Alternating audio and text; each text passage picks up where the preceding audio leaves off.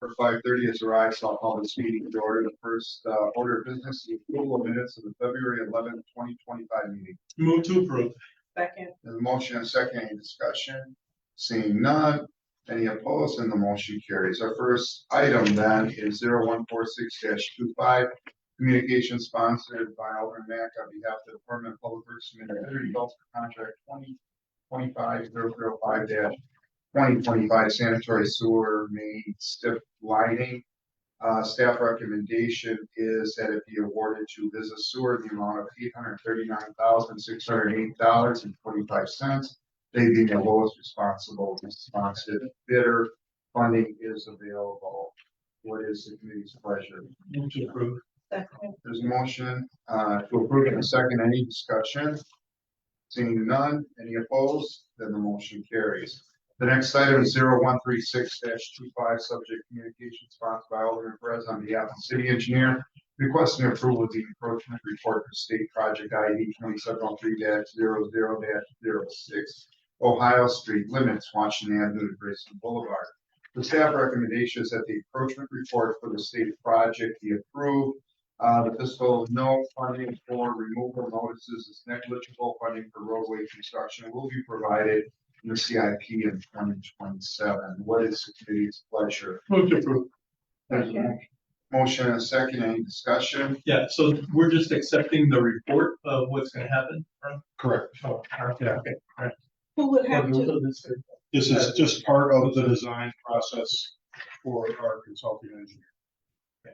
That's all we're doing. Yep. All right. Who would end up having to remove? The property owner. Yeah. All right. Well, on this, in the two cases on this project, the property owner is responsible.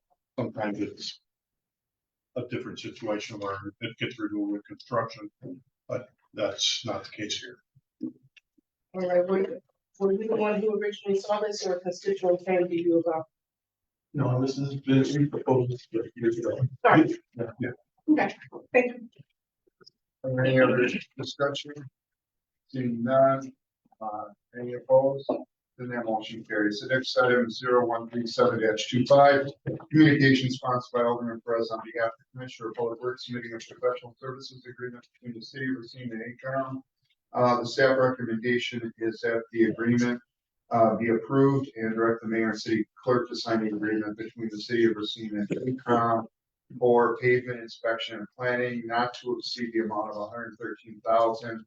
$113,400. Funding is available in the pavement management services account. What is the committee's pleasure? Motion to approve. There's a motion to approve in a second. Any discussion? Seeing none. Any opposed? Then the motion carries. The next item is 0138-25, communication sponsored by Alderman Perez on behalf of the Assistant Commissioner of Public Works, requesting to waive formal bidding for the safety building elevator jack repair. The staff recommendation is that we waive formal bidding procedures for the safety building elevator jack repair, express elevator contractor. The fiscal no funding to defray the cost is available in the building repairs and maintenance account. What is the committee's pleasure? Move to approve. There's a motion to approve in a second. Discussion. Yeah, didn't we approve this already last year? No, sir, this is for the safety building. The one we approved was for this building. What happened at the safety building is we found that the elevator is actually sinking. So we replaced the pump, replaced the piping. That leaves only one thing left, and that's the jack. That's not something that's ready, available. They have to get it, put it in. So that's kind of the reason we're asking for a little bit of expeditiousness from the committee here. Okay. Any other discussion? Seeing none. Any opposed? Then that motion carries. Our final item for tonight is 0168-25. Communication sponsored by Alderman Perez requesting to revise the plowing policy to apply already plowing around the radius of 3 blocks around all 5 public schools in the city. I would ask to be added on there as a sponsor of that. It's I received several emails regarding this subject. Other than that, what is the committee's So pleasure? did Corey Sebastian too. Did you want to be added? Yes, Okay. I'd like to move to approve it. Second. There's a motion, a second discussion. Alderman Perez? Yeah, so we've gotten numerous complaints with the latest snow that the schools are actually very dangerous because it's been difficult for the kids to cross the streets in particular, and the cars are getting stuck. The main roads are getting done well, but some of the schools are not on main roads. And so it's creating a safety. Our recommendation comes as a result of many complaints that I've had from several schools. The school I'm at, Houston, and the school that are also represented by Starbucks have also complained to me about it. And I know that we have a whole handbook on plowing, but we need to prioritize school safety. And I think it's tantamount that we do. And I think that if we do a 3-block radius right away, because school starts at 6 o'clock in the morning when they do have school. In some places, teachers gotta be there at 6. School starts at 7 in elementary, a little later in middle school and so forth. So I think we need to prioritize this and change the handbook to include priority plowing in these areas. I'm assuming, Alderman Perez, that in the event that school is canceled, that this would drop down. It would be a priority. Okay. Commissioner Rooney. So, why don't you give me the mouse so I can person down. So, first of all, I want to let you understand a little bit about what it is that we do in public works. And as it relates to snow and ice operations, I don't know why, if I can open this document. That's right. Click on it here. Just double click and then hit maybe Adobe. All right. Don't you do.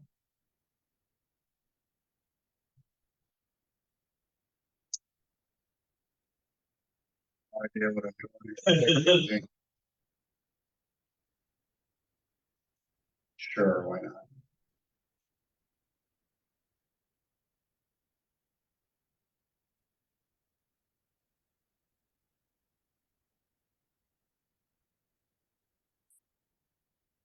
So, yeah, we do have a snow and ice manual. It's been the practice of public works.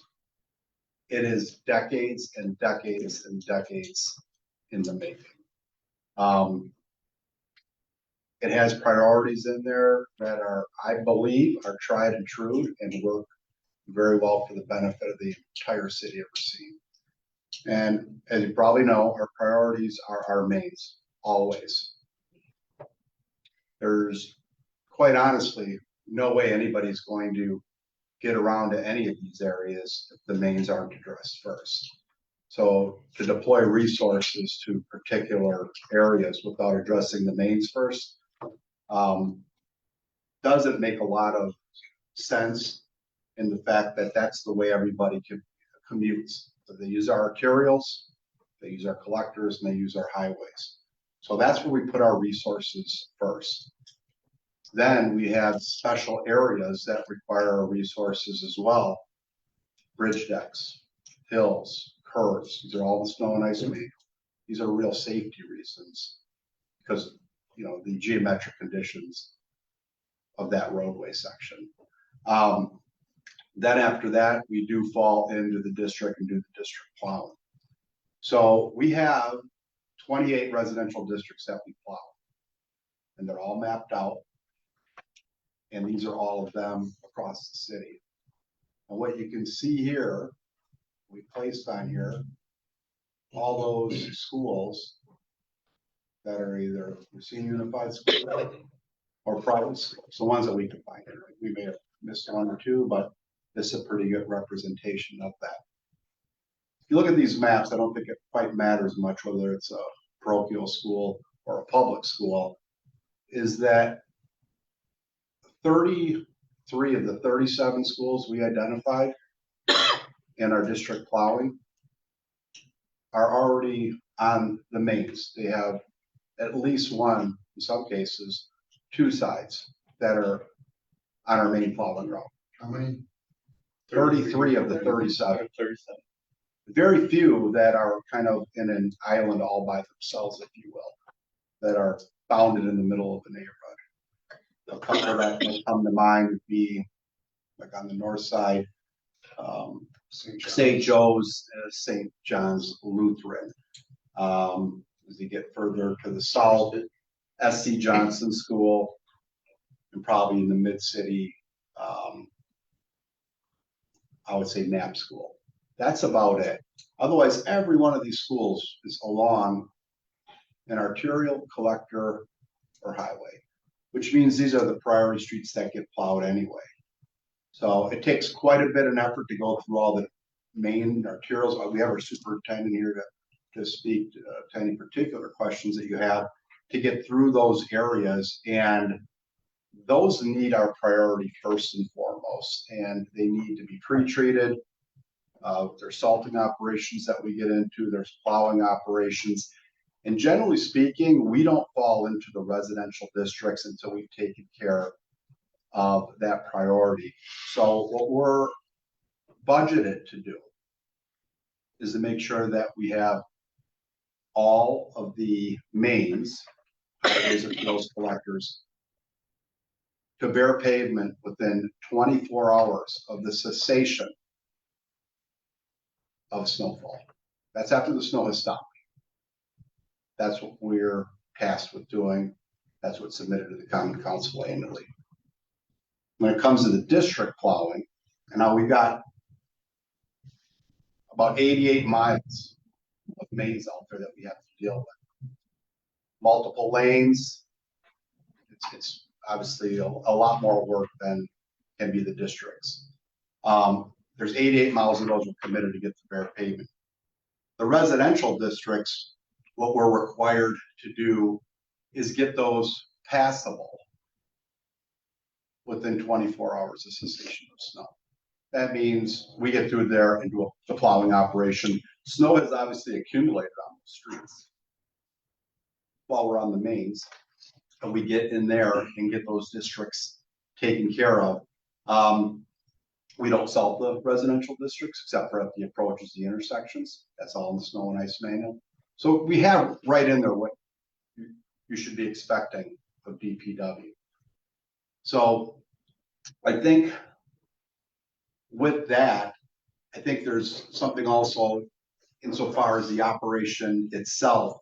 The districts themselves can take about 6 hours, 5 to 6 hours on average, and there's 28 of those. And they're routed specifically through those so we can be as efficient as we can in there. And our efficiencies are pretty much based on two things, three things. Do we have enough drivers available? Are we properly staffed? Is the staff experienced? Obviously inexperienced or newer drivers have a little more difficult navigating the routes, which they haven't done it. And then the biggest one really is parked vehicles. Vehicles parked poorly disrupt our operations to get into the districts and finish those jobs in a timely fashion. Now that 5 to 6 hours, that would be, Scott, for a normal type of snow event. We're not talking snow emergency necessarily. Okay, so it could be longer, could be shorter. That's just a number I wanted to throw at you. So that issue with parking alone really inhibits our ability to get through those districts in a timely manner and to do not only an efficient job, but an effective job. So just so you're aware of some of the challenges that we have when we get into some of these districts, where these schools also are, they have other sides of their property that are on residential plow district streets. We have about 5 district routes that we would consider we have very good compliance with parking regulations, meaning we can get through them kind of efficiently because we go through there and we don't have to worry about going around cars and all those issues. We have about 7 of our districts where there's virtually zero compliance. I would say zero, but minimal compliance, which really drags those operations down.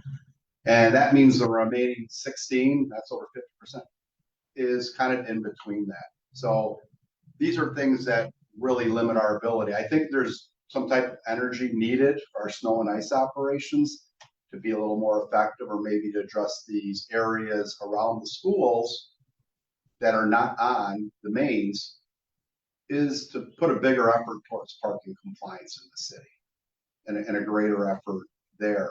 I think prioritizing our operation to immediately dispatch all of our drivers to handle a 3-block radius around the schools without attending to the mains, and then just following our normal protocol, is going to set up a whole host of problems. I think the situation, honestly, I think has improved quite a bit from January to just this month. So our event that we had at the beginning of January on 5th or 6th, it wasn't a terribly large snow and ice operation. We didn't call a snow emergency. We got about 3 inches of snow or so, Scott. We got horrible parking compliance in most all of these residential plowing districts. So the effort to go back there and try to do pushback or cleanup operations is kind of, it's not as easy as it may seem. We did have the temperatures rise later that week and started to break that up, and we got some complaints on that. And we addressed some of those things internally. So just to give you a perspective, we had 57 calls in the customer service regarding that operation. Now go a little more than a month later, we declared 2 snow emergencies within 48 hours of each other. We had a snow emergency on Wednesday, February 12th, and we declared another one on Friday, February 14th. Those 2 snow emergencies combined, and all the effort that went in before, during, and after those, we received 43 calls in totality for 2 snow emergencies. So I think what happened there, and I think we became a little more efficient, and what is it we do, is there was more parking compliance. Why? Because we made a concerted effort to let the administration know on the 2nd floor and the chief of police across the street that we need this taken seriously if we want it to be effective. And I think this is where the energy needs to be spent, in my opinion, by the common council, is to get better parking compliance. Whether that's better public outreach to your constituents, or whether that's being more forceful with more rigorous enforcement. So this becomes learned to them, that they know they need to be on one side of the street or the other. And that's pretty much every day of the year, from December 1st to March 30th. And from April 1st to November 30th, they still have to be on one side of the street Sunday night through Thursday night, because we have other operations, leaf collection, street sweeping, and there's none of that exists in the city. We have vehicles that are still in the same location today as when they were when we called the snow emergency 2 weeks ago on the 12th. We got emails this week identifying some cars that were still sitting there. Well, before it melted, the snow was still around them. This is our big problem here. I don't think that DPW is in a position where we need to throw out decades and decades what I believe are solid and sound practices to priority plowing around the schools, if we do a better job taking care of parking enforcement. It makes our job a lot more efficient and easier. I'm going to show you, and I personally, you may have received, I received one email that I had received from a resident that was sent to Alder Kelly and Alder McCarthy about some issues around plowing of the school during our last 2 operations, our snow and ice operations. Yeah, looking back, it was a January snowstorm that I received calls, I believe, regarding St. Joe's and how bad it was around that. I received no complaints the last 2 snowfalls. Yeah. So I think what I'm trying to, There we go, if I can get that open. And Scott can speak to the operations of what happened in that January event and how some of those areas seem to start to loosen up with that rise in temperatures. And then it was very hard to get back in the districts because the cars were everywhere. But I think what I'm trying to say is the issue, I think, was some internal changes that we had made. We discussed the superintendent about getting back into the residential districts as soon as possible, but with cooperation, PD, that they get the cars on the right side of the road. And I think we did a much better job during those two snow emergencies. And I want to show you some pictures. We went around the very next day. These pictures were taken during the lunch hour on February 13th. This is 24 hours after, we're back to this again.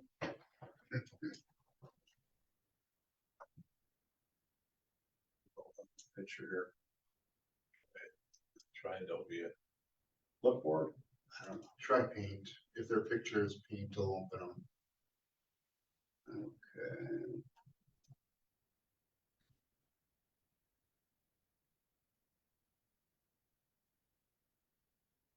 Our MIS guys. Yeah. I apologize. I don't. Right click Right click. and open with, go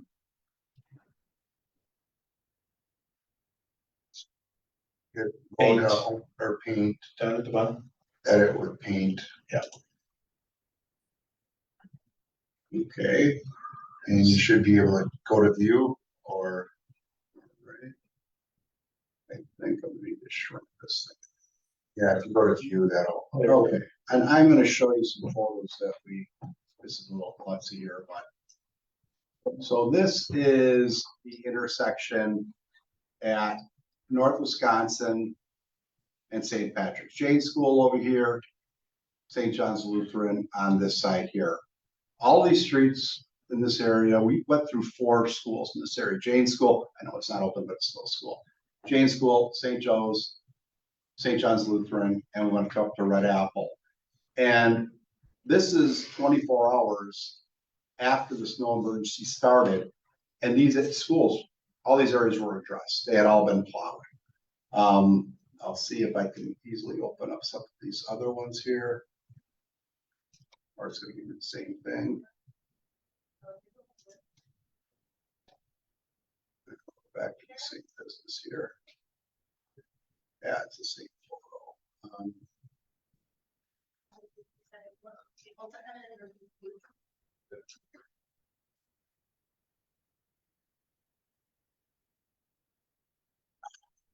I can probably distribute.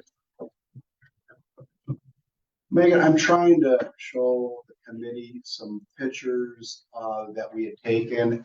We're trying to simply open up and look at them. It's directing you to do something other.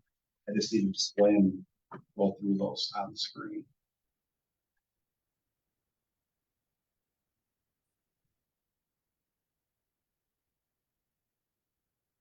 These have to be.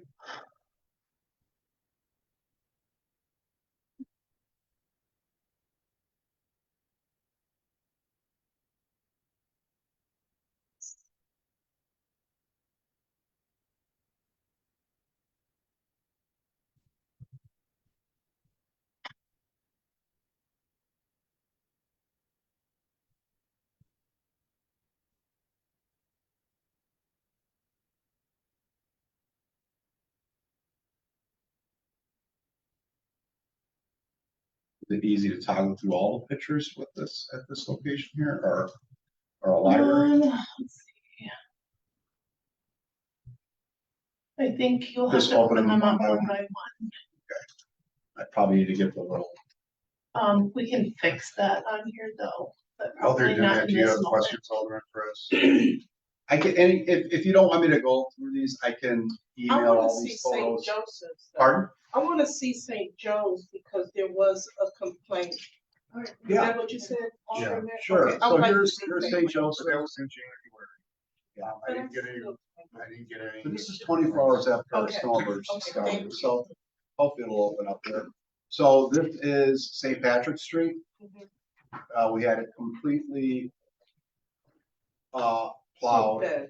I don't know.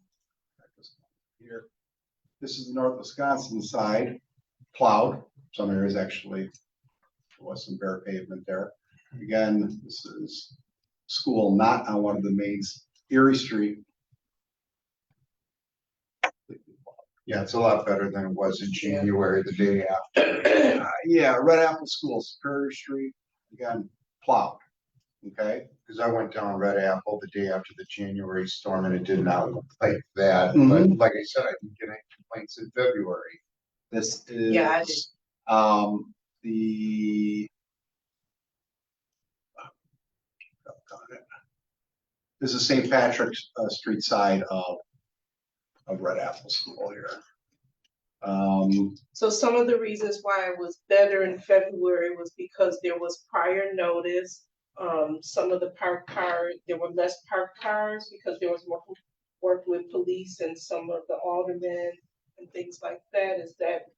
Were those some of the reasons why it was I better? think in those February? were a lot of reasons. I can't tell you, and if you want to ask Scott some questions, our superintendent of public works, that we made a concerted effort to get back into the districts as soon as possible. And I think we were a little late in January getting there. When we got there, that temperature started to rise.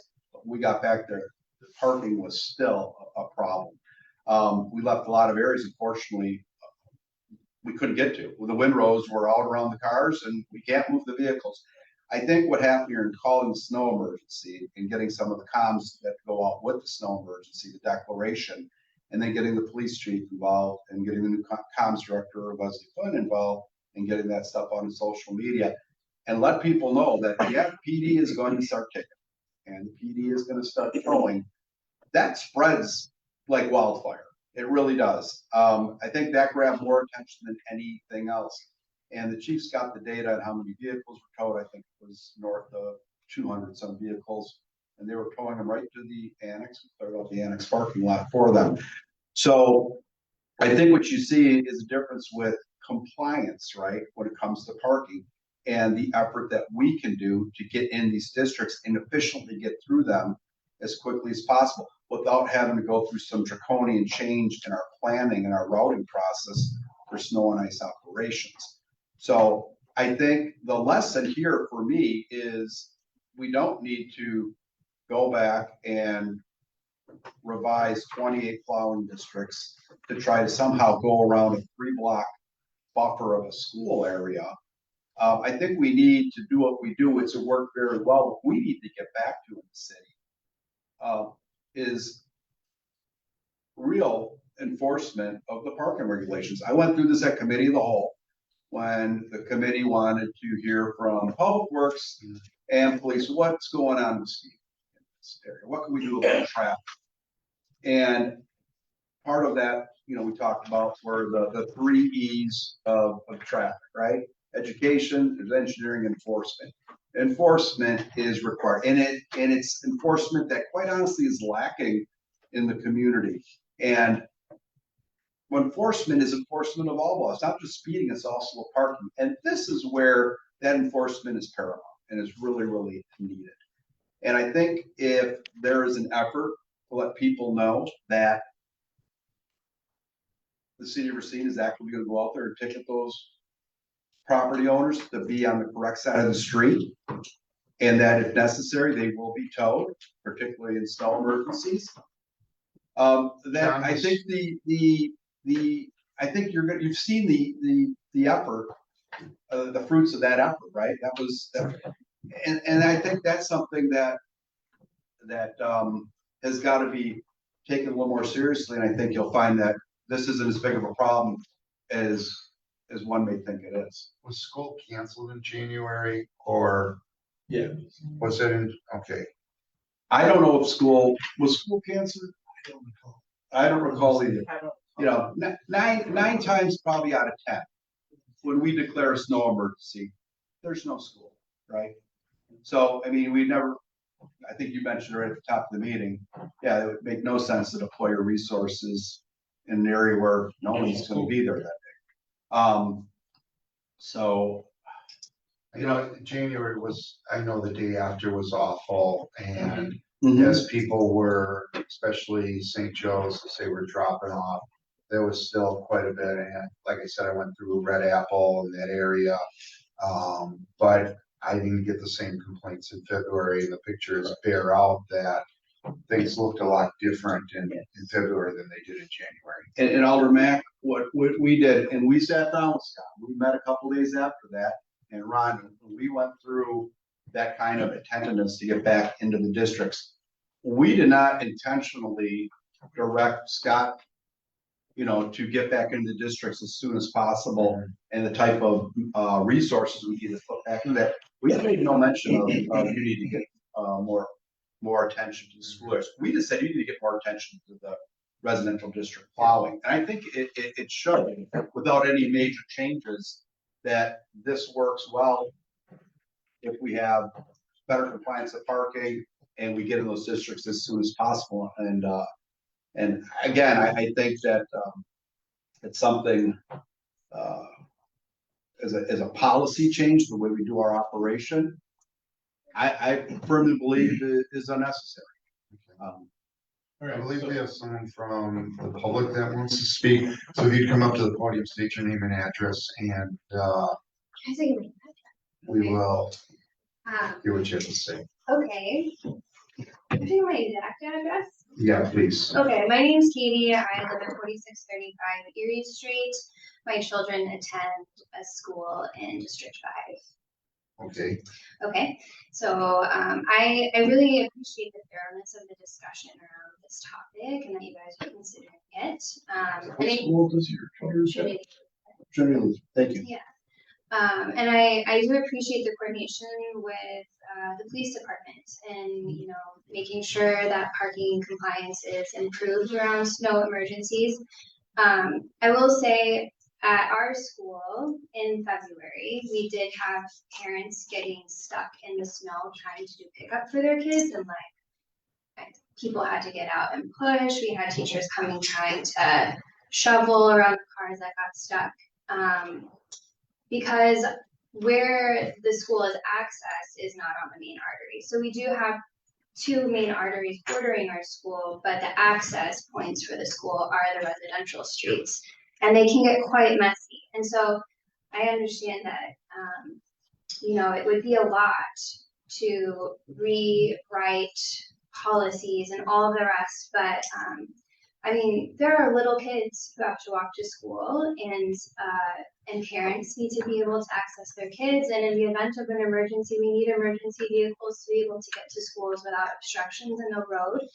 And so I feel like when there is school in session, 24 hours seems to be too much to ask to wait for those main access points to be clear and passable.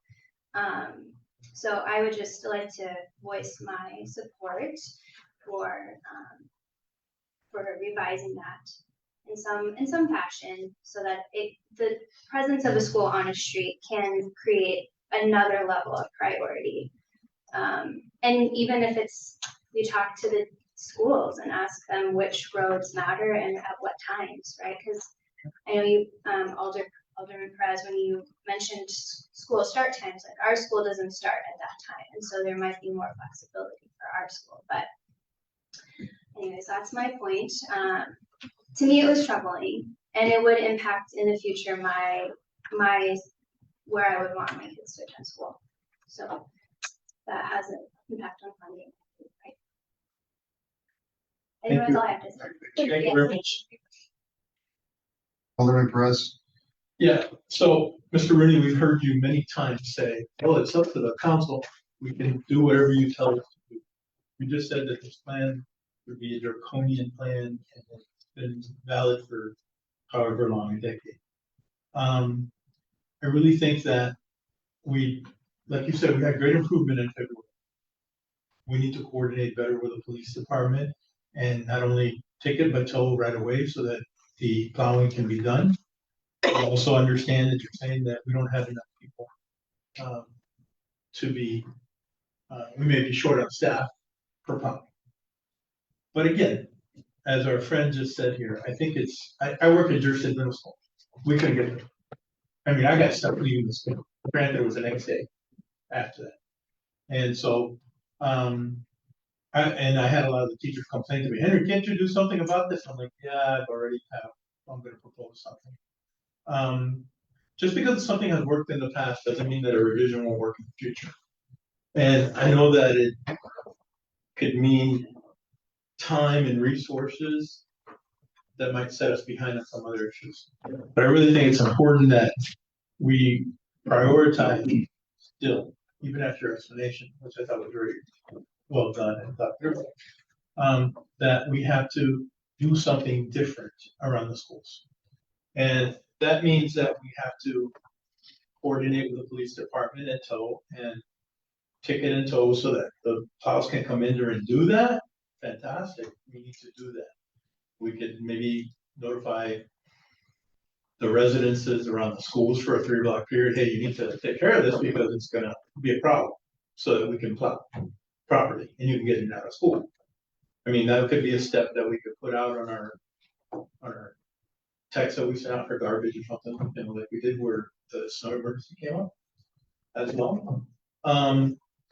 And we've proposed also, I've proposed also hiring private contractors to do some of the stuff that may have deviated. I don't know that the money is in the budget right now, but because it is kind of a priority, I think we need to consider all the options that are available for that. So, I'm still in the mindset that says that we need to prioritize around schools. And like you said, if school's closed, there's no need for it because school's closed. Nobody's coming in and out. But if parents have to deliver their children, and if kids have to walk to school, then it's important that at least around the school. I know, in the Racine Unified School District, there's a 2-mile radius before the buses pick up. So the parents are responsible within 2 miles to bring their kids to school. I'm sure that a kid is not gonna walk 2 miles to school in the snow, especially their little kids. I'm in a school that has elementary and middle school. Although I did see some coming in not properly dressed, right? Freezing. And we do make a priority of opening up our doors early so they don't have to stay outside. But I really think that this is so significant that we do really need to continue and have a revision of our policy so that we can coordinate better the access around the schools, because the kids are expected to go to school. It's a state law that they go to school. Would an option, Alderman, be to defer this for 2 weeks, have staff come back with some recommendations that might accomplish what you're looking for? Because if you're talking about contractors and stuff. I mean, I'm just thinking of it Yeah. as options that are available, right? Because if all our plowing people are out doing their job, you know, it's kind of hard to get them to short circuit their routes to come clean around the schools. Right, but if most of it is, or a piece of it is because of parking and residents making sure that, you know, cars are removed and police helping with that, the additional cost and budget associated with having private, you know, plowing, even though I agree, it is something that should, you know, be a concern for us if residents and children and parents and stuff are getting stuck. But I don't know about if we wanna put a lot more money towards that. But Everything's gonna cost. We're only looking at 4 additional schools, and 33 of the schools are already on the main route. Trinity Lutheran is partially bordered by a main route, Gould Street.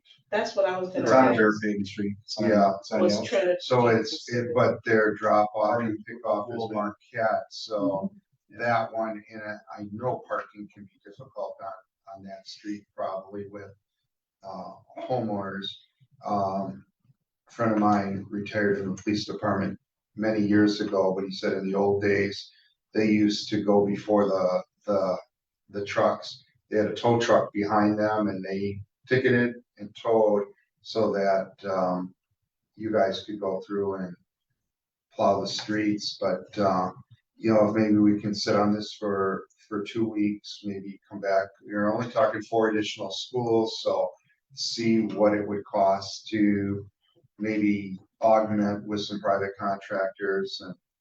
And here again, it's one of those where, you know, it's those 3 inches of snow that tend to probably be more problematic when a snow emergency isn't called and people are still working, so.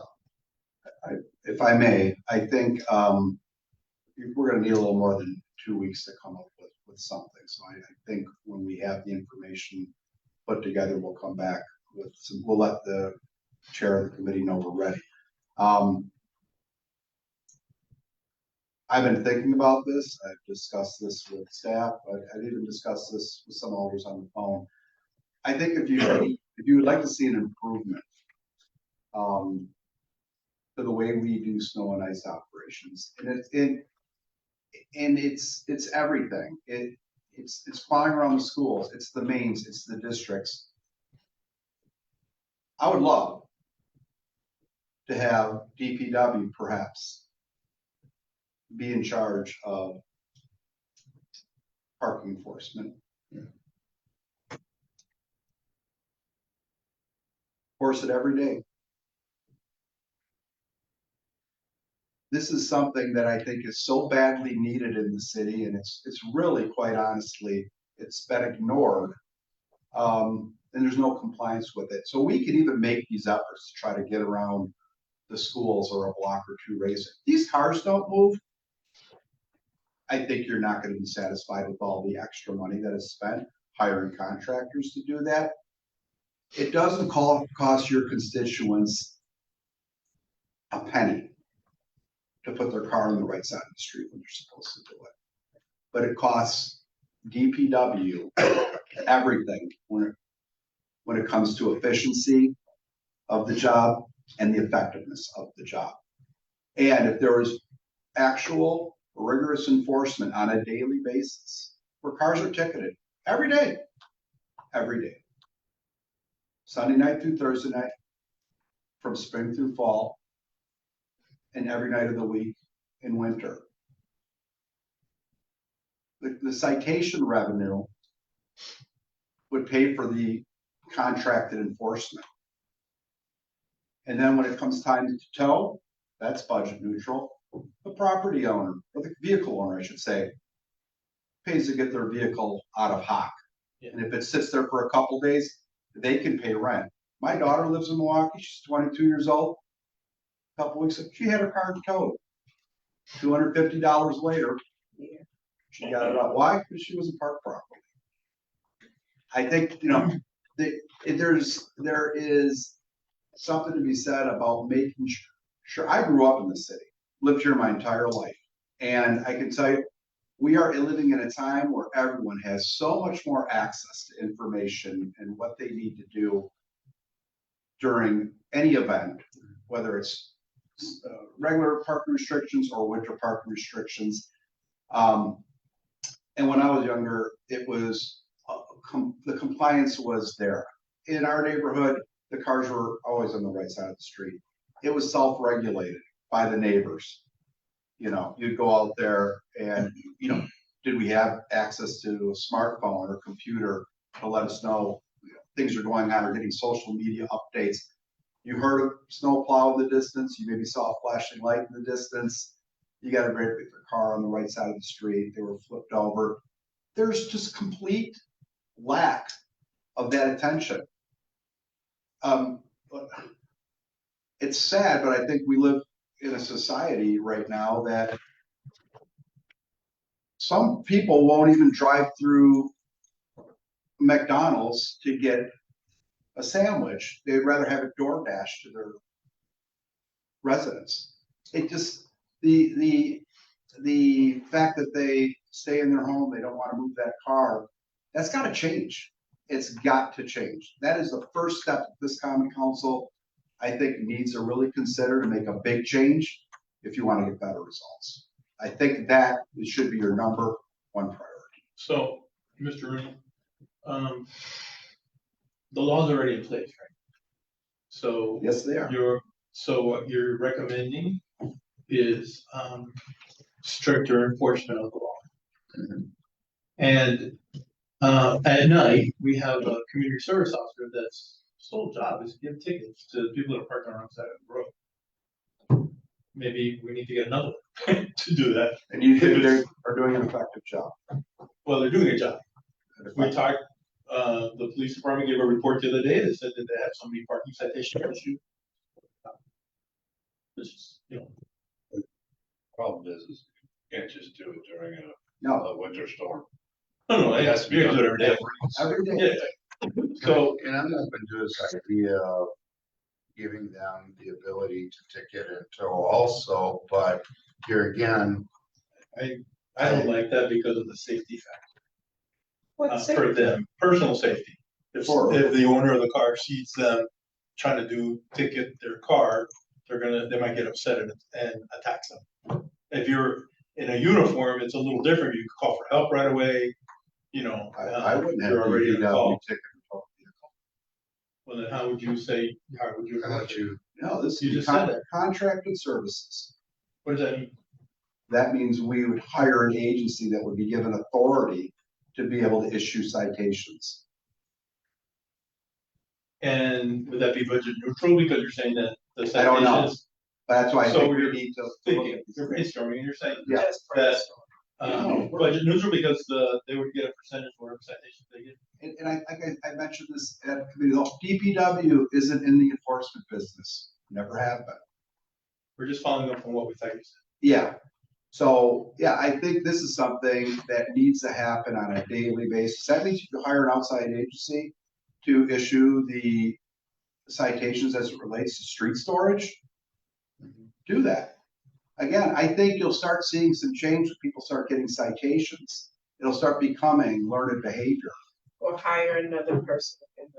It's already a law, so if one of the reasons why it's not being effective or efficient is because we don't have enough staff in our police stations to do it, or law enforcement to hire more or something, so that it can stay in and be more, cost neutral.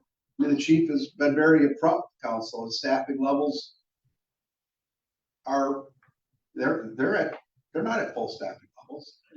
There are dozens of officers short. I get it. So they're not putting their resources necessarily to issues like this, but they need to be addressed. Otherwise, these parking regulations that we have are meaningless. Why do we have alternate street side parking? Alderman, are you okay with deferring this item, allowing him to come back with a plan, not to tell us why it can't be done, but how it can be done? And then revisiting this. The recommendations. Yeah. Absolutely.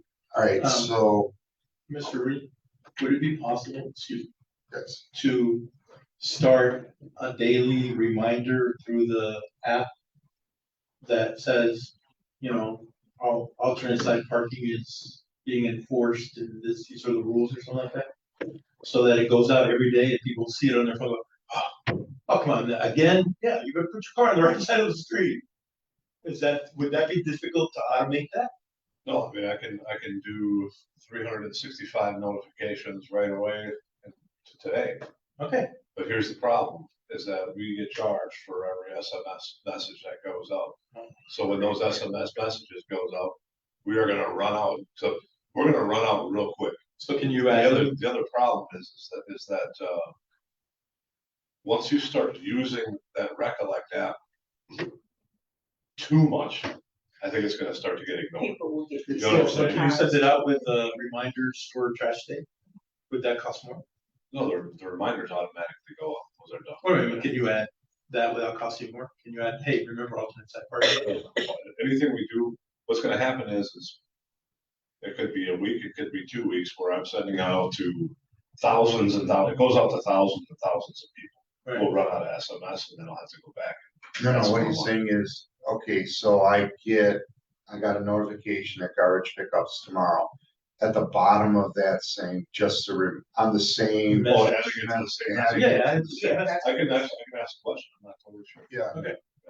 just a reminder. Limited to that? Only the text portion. The text portion has 160 character limit. Okay. So alternate side parking, even they explain that it goes from 1 to 6, right? But it's a little confusing. 2 to 6, then. Yeah. Parking. Yeah. It's only it- 4 the hours. added It's to just- Garbage, one, just a Yeah. reminder, alternate side parking is in effect. Until, The whole year. yeah, Yeah, I mean, it's every day of the year. Yeah. So. The alternate side parking, could you add that without any other? I'll see, I'll check. Okay, and if you can, please do that, right? Okay, would that be okay, Mr. Burton? Yeah, we can come up with some recommendations. We'll let you know we think we have something. I'm not gonna promise you here, I'm gonna recommend implementing a policy where we're gonna plow around every school. No, we know that, you know. We already Already looked at We're what gonna you look at said. some options, but we're gonna try to come up with something, I think, that can be a little more effective. Workable. And it's, That's not what we're asking, we're asking for a possible solution to the problem, right? exactly, So it doesn't have to necessarily be, we're gonna, do this, but how can we improve it so that it doesn't become an issue in the future? yeah, I think we can, as a DPW manager team, we can come up with some recommendations that we think will make our job a lot easier, a lot more effective, and a lot more efficient. And I think that's what we're gonna come back with some I recommendations. think the proper thing to do would be to withdraw your motion and make a motion to defer this item until, staff I agree. has recommendations. We can do that. Yes. Can we put Oh, a, I'm sorry. Yes, the time. can we put a timeline on this, like waiting until they, something feels really up in the air? What do you think is It's reasonable? Well, I think it's gonna take a little time, the item you introduced about contracted services, that's a pretty big item. And I think we're in a position where if you want us to do this, there's a big difference in doing something right and right away. And I think we have time to do it right. We are gonna be in March this weekend. The number of events we get start to diminish. We have more sun every day, higher temps, more drying time, things like that. So I think we have time to look at this and come back with something. I don't think we need to rush back here in 2 or 4 weeks. Are we gonna take till the end of summer to come back? No, I'd like to be able to come back with something that I think that maybe the common council needs to consider putting in the budget for 2026. All right, Because that's how these things Can we change. say 6 weeks? I think we could have something back by early April. all right. Status report in 6 weeks. Yes, defer. Yeah. And, make a motion, we defer this back to DPW for a, report with recommendations in 6 to 8 weeks. All right. Is there a second? Second. Mr. Rooney? 6 to 8 Yeah. weeks? There's a motion and a second. Any other discussion? If not, any opposed? And the motion carries. We stand adjourned. Thank you. Thank you. Thank you. And thank you very much for. Thank you. Yes.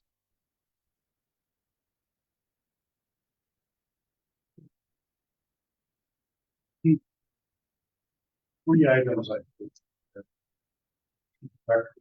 For the council next week. Do a job we've gone through this committee. I just want to tell you, there was a community center and clinic project. And a lot of the things that sort of seem to be happening quickly are driven by the investor.